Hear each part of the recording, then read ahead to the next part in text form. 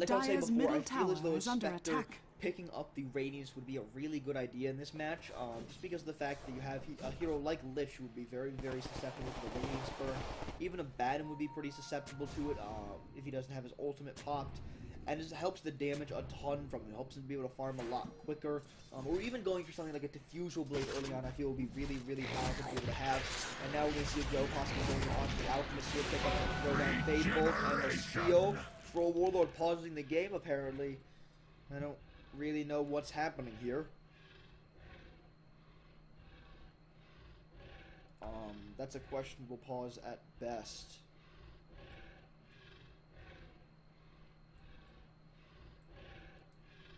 Shadow Blade is used on the Alchemist, and we have one more Crossblade that's going to be coming out from the Bristleback in a second. So he's going to spam this out and try and get the kill here. He gets off this Crossblade, shot him up, and there we go, there's the kill on the Alchemist. Doesn't really matter with the pause there. But kill does come out. It looks as though Bristleback's going to be going for either the mech or for a blade mail for his team. And I feel like both of them would actually be really good decisions. Actually, Viper and Venomancer are going to both be ganked out. You're looking for a Warlord going to come around from behind, and there goes the hook shot into Clockwork. All of it comes out from the Venomancer, going to be hitting quite hard on all of them. Range form whirling axes. Connects on the Venomancer, but does not connect on the Viper. Viper still sort of sitting around here. Double damage from being shown by the Rubik, and actually Baden ultimate gets popped there with the Venomancer ultimate. And actually, it looks as though Rubik denied the double damage rune there. Interesting that he decided to do that. Usually a good idea to at least just go and pick it Radiant's up. top tower is under attack. For a single right click, good to just go and pick it up, because why not?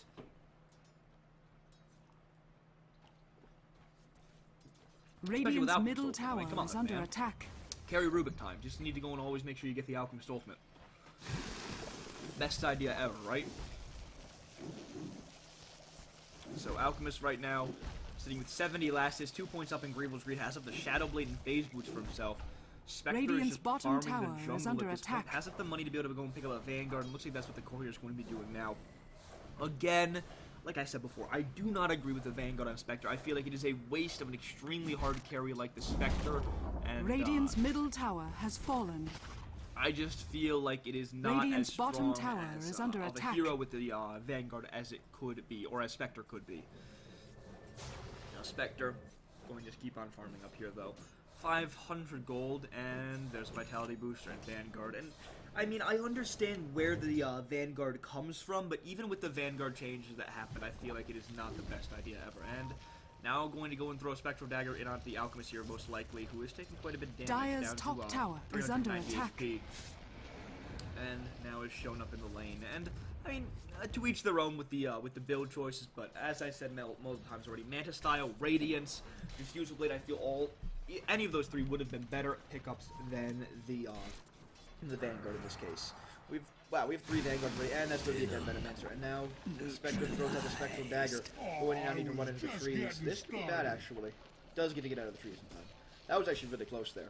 If he had been slowed down a little bit more, that could have possibly gotten caught in the trees there, which would have been a very big disaster. Doesn't have a TP scroll or anything. Now, Bristleback, Viper, and Rubik, all they're sitting up in the top lane, or bottom lane here, I mean. Sitting up in the bottom lane. Towards the top of it.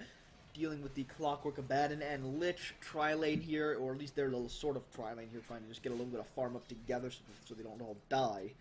But the thing is that at least the Lich and the Abaddon are very, very easy targets for a hero like a Bristleback, under attack. This top tower is going to fall, fortification gets used. Are they going to try and do something about this? Look like Spectre's going to do something here, but Dire's top tower has fallen. And Venomancer and Spectre both show up a little bit late to the party here in this case. Now, Bristleback down bottom, going to keep on farming up. Right now it's 1,400 gold. Has the chainmail for himself. Has that Radiant's bottom tower has fallen. So that's now a. Do they have the middle T1? Yes, they do. In fact, so that's the 3 towers down on the side of on the Decay side of the river.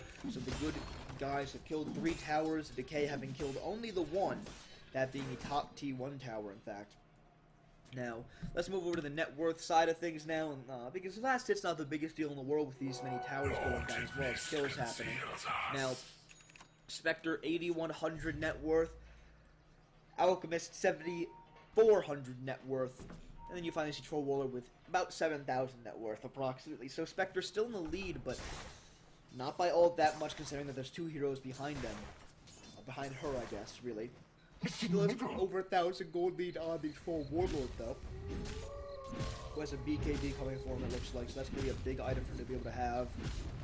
BKB is such an important item for Troll Warlord because of the fact that it helps him be able to stay on targets in fights. Without that ability, he has a lot more difficulty during the game to be able to basically stay on a target and keep on right-clicking them, because if he doesn't have that, then he just doesn't have the DPS. We need to be able to get those constant bashes on targets. Now, at the same time, let's go and look at the gold lead. We've got a 2,000-ish gold lead for the good guys right now. Stayed constant for a little bit here. But in terms of experience, we have about a 500 experience lead going their way. Nope. Clockwork, that was a questionable hook. It felt like he was standing here going to try and go for the hook right. Oh, here we go, this is what I'm trying to do. Hook right here onto the Viper who was here, but, you know, sadly didn't work. I love that that you can now do this, or at least that I figured out that you can draw like this now with it showing up like this. I probably look like a complete idiot to you guys, but either way, it doesn't really matter. Oh, man.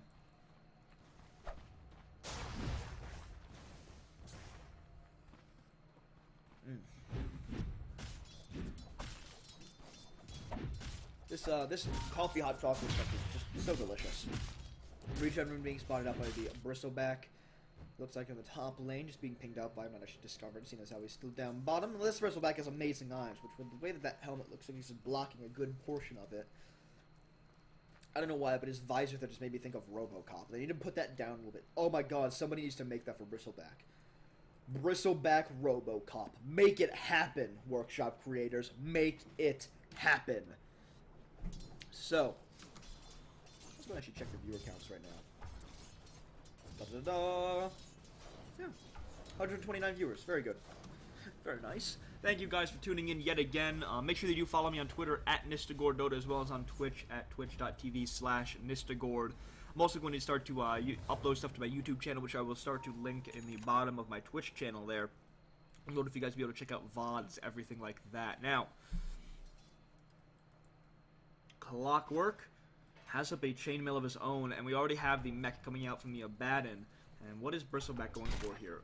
Looks like he's going for an AC, actually. Having pitted the chainmail and the plate mail right now. So he's going for, first of all, a lot of tank ability with that AC, as well as a lot of damage that's going to be able to give to his teammates because of their increased attack speed, as well as effective damage to his entire team. Because Dire's middle tower is under attack. His opponent's less armor. All around just an effective item. Now, Spectre, 3,300 gold. Let's see. Uses the Haunt. Will it be used here, though? Haunt is out on these Invis heroes. They know that they're all there. They have to try and back off now. And there goes the Lich Ultimate. Bounces between the two of them. Viper going to be the one that gets caught out here. Viper's going to die.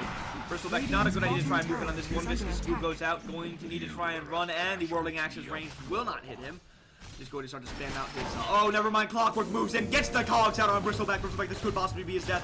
Caught between a rock and a hard place, being the cogs and the Clockwork, and now Bristleback going to fall. Seeming that was a huge mistake there, not moving back in that case from being in the jungle. You saw that they were all right here. You saw you had 3 Spectre Haunts on their 3 heroes, and they didn't back up. They were all sitting right here, and they were just meandering this way forward. Not even trying to make moves to the back, but just mistakes being made in that case, and it's going to cost them quite a bit. Spectre, what is coming towards her?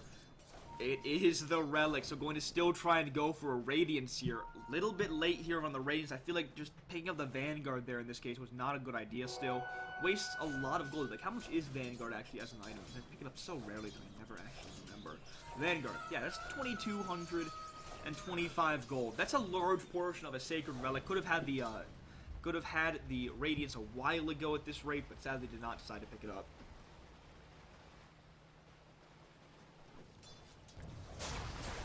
Spectre, though, going to start to hit very, very hard.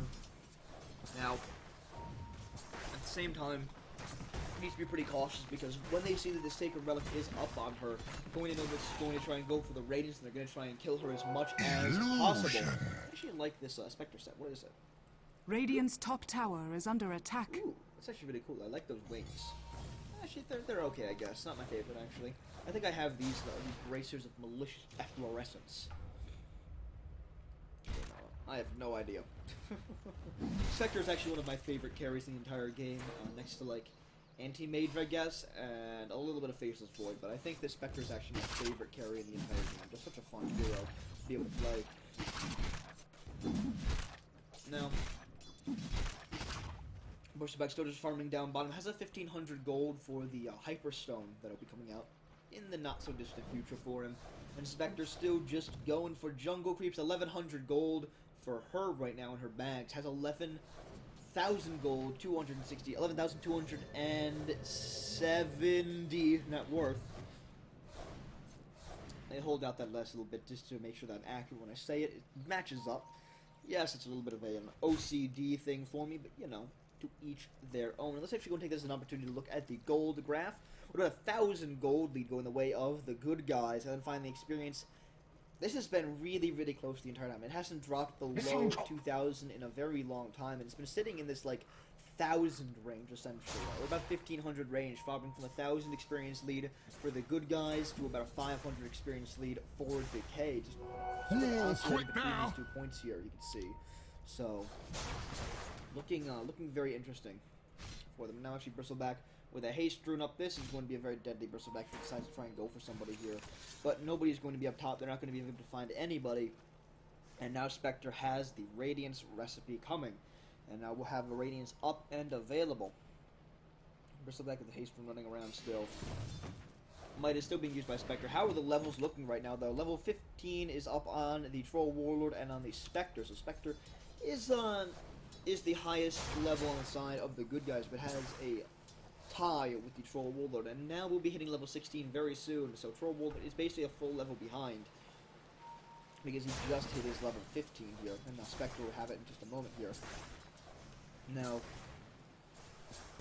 Spectre does have Haunt available if he wants to try and Haunt into the middle lane here in a moment, which will be very, very powerful to be able to use, because they're not going to really be expecting this Radiant's top tower is under attack. Back off. Alchemist is the one that shows up. Has a BKB and a Shadow Blade. Troll Warlord down bottom farming up. Has a Helm of the Dominator as well. Do you have any indication? Yeah, there we go. There's the indication of a mech on the side of the good guys, with that being on the Venomancer, going for the mech for his team. Oh, we see a smoke up actually happening here. Oh, there we go. There's a smoke up hitting on Lich, Baden, and Alchemist. Alchemist not really needing the smoke all that much, but going to now be able to move into the middle lane here. Possibly going for Clockwork. And oh no, Clockwork is on their team. But Concoction going to himself. Watch my head. And there goes the Spectre ultimate going actually down to the bottom here, and it's actually on the Troll Warlord who they're trying to kill off. But Spectre taking a lot of damage against Troll Warlord. Troll Warlord is dealing so much damage. Will Spectre die here? Looks like he won't actually. Bristleback going to try and do it the best he can. And now Viper showing me as well. Viscous Q is going in onto this Troll Warlord. Troll Warlord just so manly, and with one more set of quill sprays, and that will be the kill. But Spectre there in that fight is not able to stand up versus that Troll Warlord. The bash is just too strong from him. Dire's middle tower is under Troll attack. Warlord too strong. So, Dire's middle tower is under attack. that fight right there, a little bit close there. And that was, I believe the Venomancer died off. Oh, never mind. Venomancer actually dying off in the top lane here. Slows out the Alchemist. Alchemist not willing to really do all that much to try and go for him. But does pop the ultimate. Just try and get his HP back up a little bit here. Although he's being hit pretty hard by the wards as well as the creeps, so we will have to back off here. Level 2 ultimate, though, does give the 75 bonus health regen. Pretty ridiculous, not a health regen, actually. The most ridiculous part, actually, is when you see an Alchemist pick up both the have the ultimate and a heart going at the same time. That is some pretty ridiculous health regeneration. Pretty broken, actually. One fun thing that I want to try and convince Seven is under attack. Main admin of this tournament, or the main admin of League of Dota as a whole, because we do also host a 1v1 tournament on Sundays, guys, and I might be casting the grand finals of that one like I did last week, so that should be fun to be able to do that again if I get the opportunity. But one thing that I do want to try and convince him to do, and I hope that he will do it eventually, is I want to do an ability draft tournament. I just think it would be so fun to be able to do. It'd have to be like best of no, it couldn't be best of 3s. It'd be best of, like... The thing is, you can't do best of 2s, because I want to have each team of one choice on either side, where they get, one where they get the first pick, the other one gets the first pick, but then you